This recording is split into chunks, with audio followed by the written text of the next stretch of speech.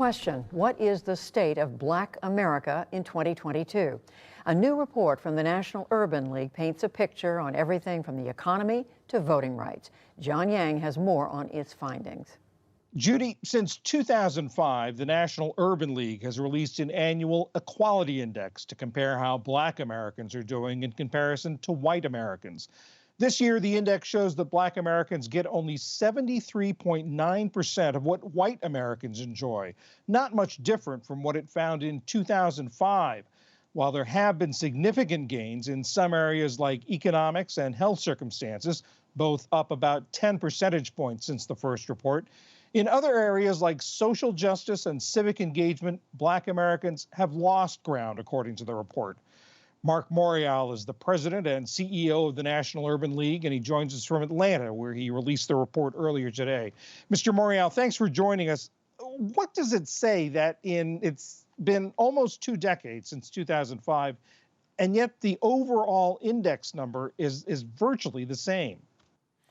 First of all, thank you for having me. What it says is that the disparities in American life between blacks and whites are persistent, locked in a sense of suspended animation, where you could have, as you indicated, some progress in some areas and then a decline in other areas. But proverbially, it's the caboose on the train syndrome, where Black Americans remain behind white Americans. Even when things improve for Black Americans, they're improving at the same rate or even more for white Americans at the same time. So this is the persistent challenge for 21st century America. Can these gaps, these structural gaps of racial inequality, be closed in the 21st century? You talk about that, what you call the caboose syndrome, and we talk about the gains in, say, economics, but the gain means you're only up to about the Black Americans are only up to about 3/5 of what white Americans enjoy. And in health, it's about 84%. Talk a little bit about those areas where there have been gains. So I think the Affordable Care Act and the expansion of Medicaid had a dramatic impact by increasing the number of Black people who were insured. It closed the health gap somewhat, but still, a 16-point differential is too much.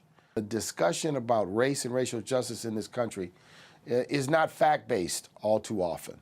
It's sometimes driven by what people think or perceive or what they make in terms of political pronouncements.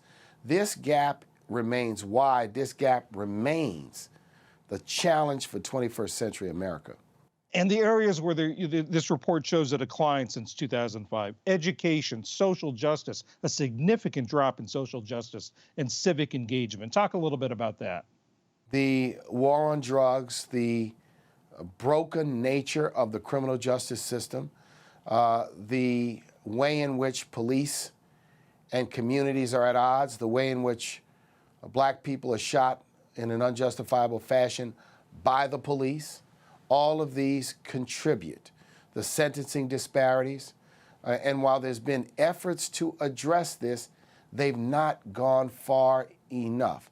That contributes to the social justice gap that exists in the nation. In civic engagement and voting, a big focus of this report, we saw significant gains where Black voter turnout in the 2008 election exceeded white voter turnout. That reversed significantly in 2016 when you had Russian interference and post-Shelby v. Holder voter suppression laws. Now in 2020, that gap in terms of voter turnout narrowed a bit, primarily because the pandemic forced states to be more visionary and I think more open in allowing people to vote by mail. To drop their ballot in a drop box, to utilize absentee voting.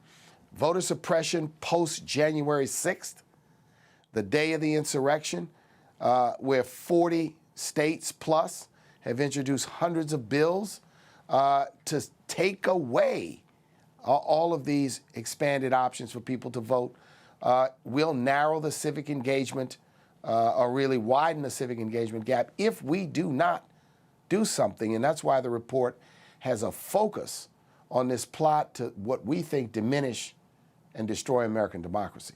And that's also why, as I understand it, you chose to release this in Atlanta today, in Georgia. Today, you kicked off a campaign at Clark Atlanta University called Reclaim Your Vote. Talk about the efforts you're making in this midterm election year. I'm so glad you mentioned Clark Atlanta University and the fact that we're here in Atlanta, which on one hand is the cradle of the civil rights movement.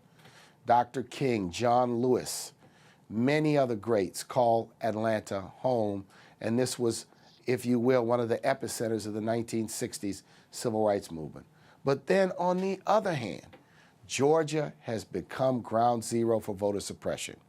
The way in which the Georgia legislature has reacted to the January 5th election and then the aftermath of the January 6th insurrection is to literally lead an assault on the right of people to vote. So we thought we needed to come again to the front lines of where people can really get a close-up look at what is happening here in Georgia. We also believe that going to one of our great historically black universities and including the students from Spelman and Morehouse and Morris Brown, along with the Clark Atlanta University community, places a spotlight on why protection of democracy and closing the racial gaps in this country is important to this next generation, to the students who now are in an activist mode, who now are poised to fight. And our civic engagement campaign says to people, frustration is not a strategy, cynicism is not an option. We have to fight voter suppression, but we have to do everything in our power to participate in the elections this fall, because we've got to put this effort to remind people that if you do not have a seat at the table, you'll literally be on the menu. Mark Morial, President and CEO of the National Urban League. Thank you very much. Thanks for having me.